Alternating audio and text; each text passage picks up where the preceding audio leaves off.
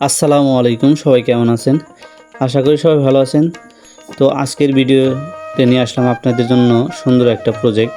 তো এই প্রজেক্টটা মূলত আমাদের নাগরপুর থানার সন্সী গ্রামে।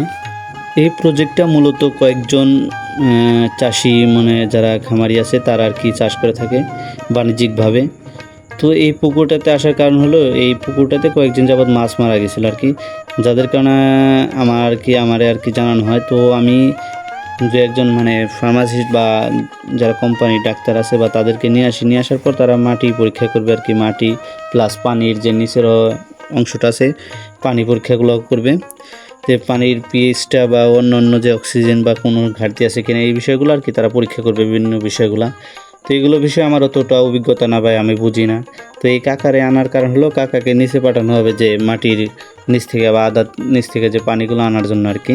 তো কাকা নিচে নামবে আর কি পানির জন্য।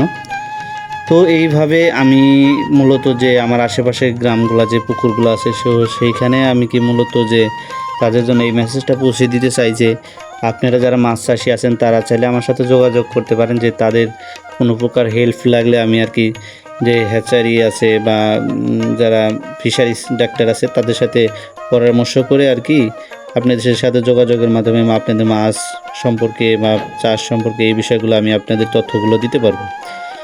আসলে মাছ চাষ শুধু যে বাণিজ্যিকভাবে চাষ করার পাশাপাশি যে আমাদের যে মানসিক শান্তিটা, এরকম প্রাকৃতিক দৃশ্য বা এরকম মনোরম দৃশ্য আসলে দেখলেই মনটা জুড়ায় যায়। তো সবাই ভালো থাকবেন, সুস্থ থাকবেন। আসসালামু আলাইকুম।